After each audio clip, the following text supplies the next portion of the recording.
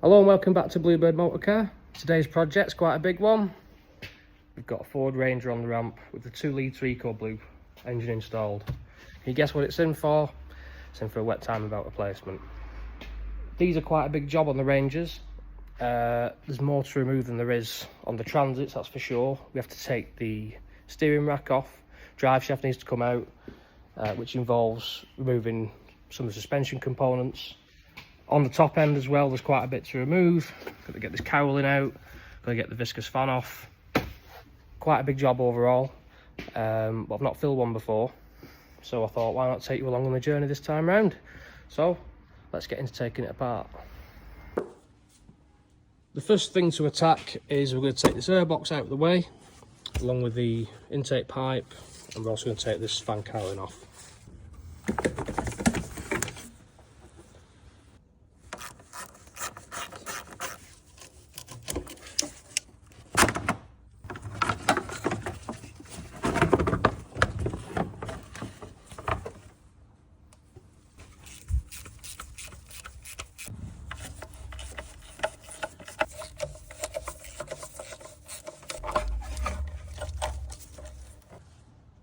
So now I've got the fan shred out of the way, we've got a lot more room. I'm going to take this cover off which covers the auxiliary belt. 13mm there, 13mm there, I've already took one off from down here. Then we're going to take the fan off, which I think I'm going to take off by undoing the bracket which holds it on. There's a bolt there, one there, and there's a few underneath. So let's get it all off. So instead of undoing the bracket, just got the air chisel on there and give it a few taps and managed to loosen the fan off. So we're just going to wind it all the way off now.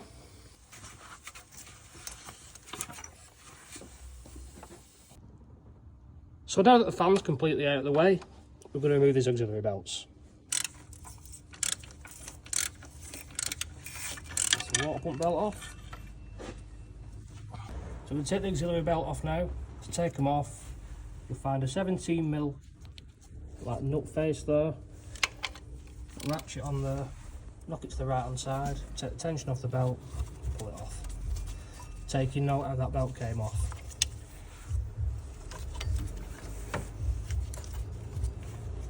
Take the tensioner off for the auxiliary belt, it's 130mm bolt. Next up, take the pulley off, so not the pulley, take the bracket which holds the pulley for the viscous fan off. Got 15mm, just take them out.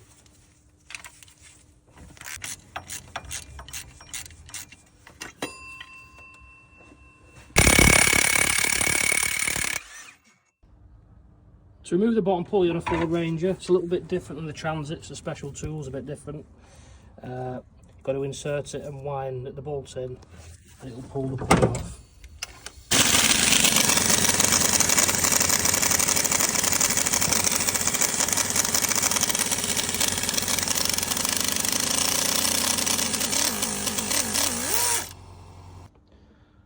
So we've now gone ahead and got that crank pulley taken off, and we've got full access to this timing cover. Now I'm not going to take this off yet, I'm going to attack the lower side. I'm going to start to remove the sump, which involves removing the steering rack and the drive shaft. Whilst I'm here though, I'm going to just unbolt the clamp for the steering rack. It's just there, looks like a 10 or 11mm bolt. Just whilst it's here, it gets a bit easier access. So we've gone ahead and sent the car up and removed the wheels on both sides. Now we're going to disconnect the trapper ends.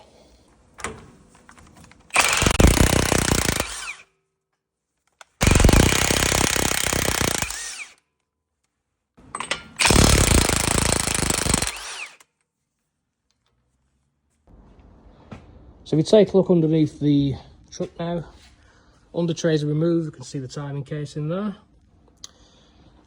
We need to get this sump taken off, but in the way of that is this drive shaft, so this needs to be removed completely.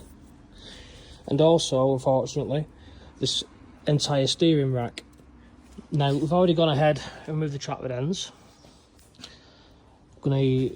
Next, I'm going to drain the diff oil. Make sure before you drain the diff oil, obviously, that you can undo both sump plugs, because if you can't refill it, that's a problem. And then yeah, we'll come back to you once we've made some progress. Get some plug out for the diff.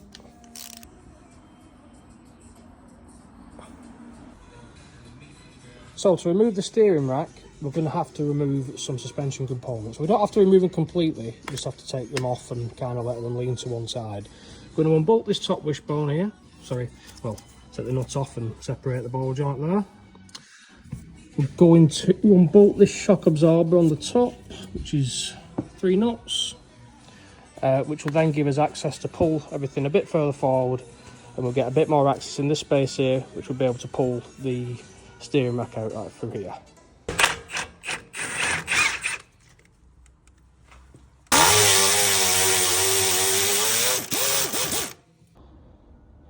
In the end, I decided I'll just take the complete shocker out. Means we've got a lot more access to remove the steering rack and the drive shaft. So we'll send it up now and we'll pull them both out.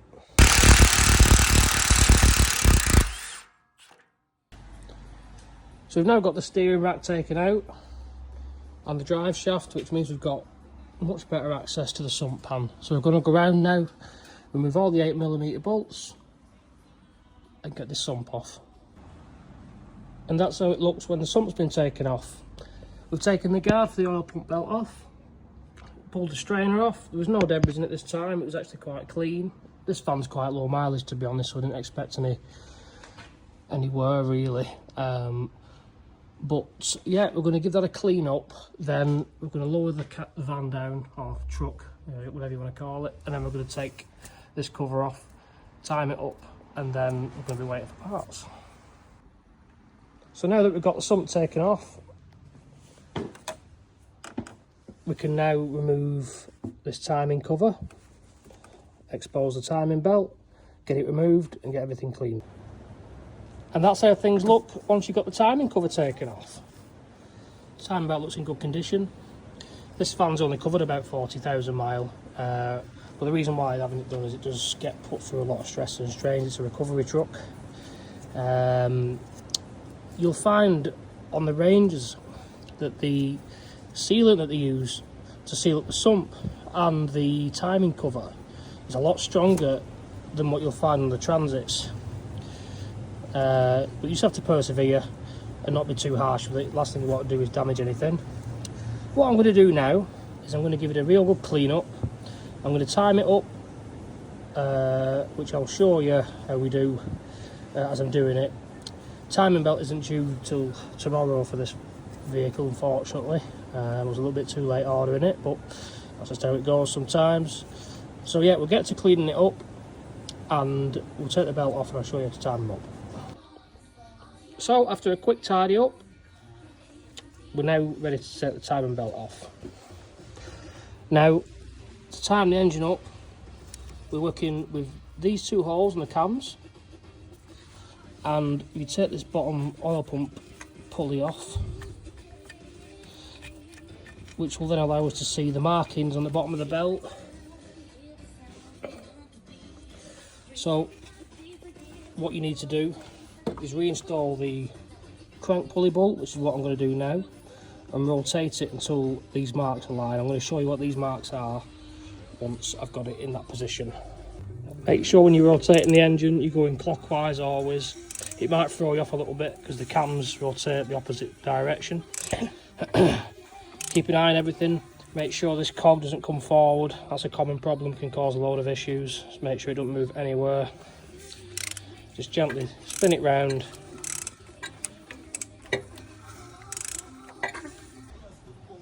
So you turn it round until you end up in this situation where you've got both holes at 12 o'clock. You can push the tool in without any resistance, and on the crank it should line up like that, them 2 notches. Even though they don't look like they are lined up, that is how they do. That's how they do line up on these. It's a little bit off-putting, but that's how it goes. I also like to put a couple of paint marks, a few extra ones, just to make sure I've got a nice reference so I can see exactly where everything was before I took that timing belt off.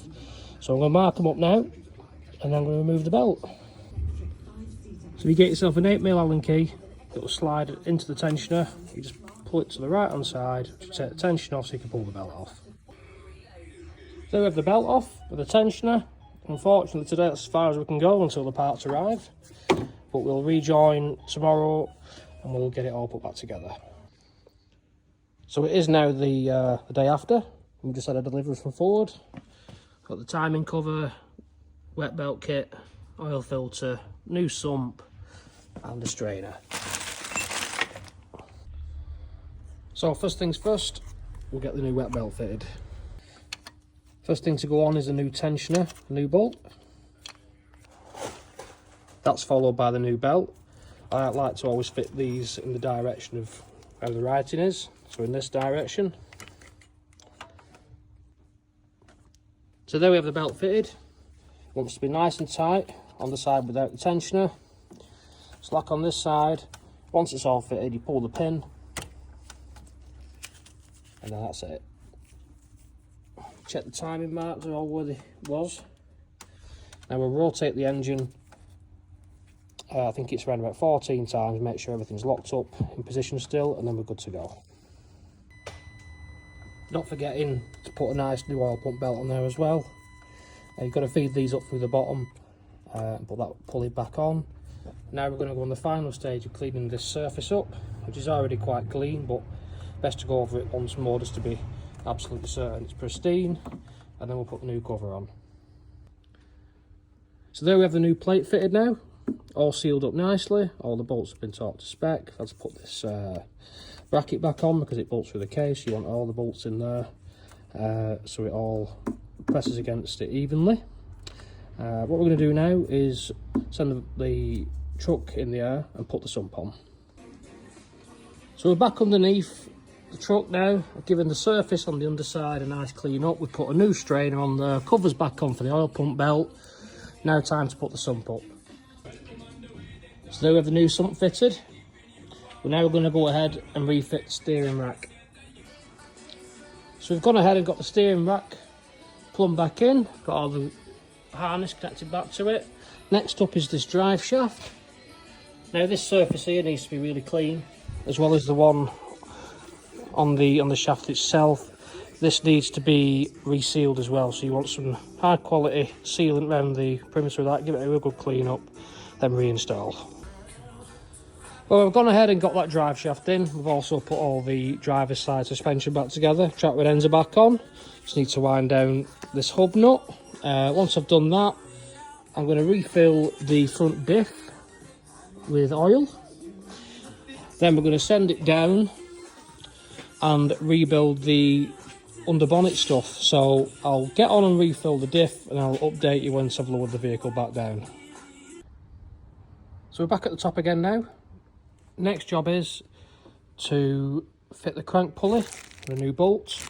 I don't like to gun them on like a lot of people do.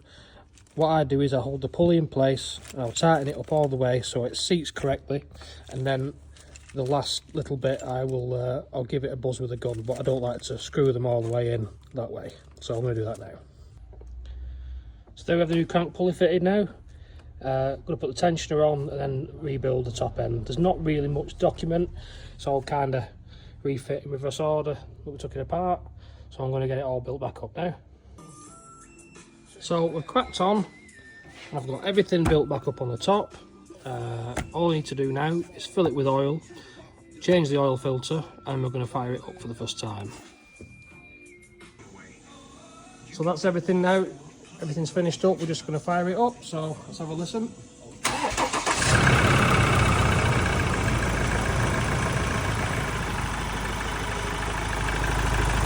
Sounds really good.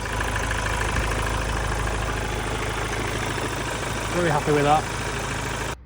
So we've managed to get everything finished off on this one. We've ran it up to temperature, checked the oil level. Everything's running really well. Very happy with it.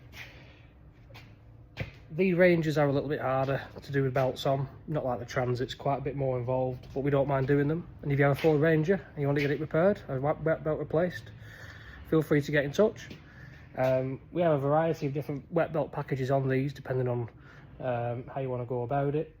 They are a little bit more expensive than the Transits to do, But if you are after a quote, feel free to send us a message on Facebook, or you can find our contact details on Google, our phone number, etc. If you've made it to the end of the video, thanks very much for watching. If you are on YouTube, a subscribe is massively appreciated. TikTok, a follow, a like, share, or a comment on any platform. We encourage any sort of feedback, positive or negative. But yeah, I'm going to wrap it up here. Thanks for watching, and see you next time.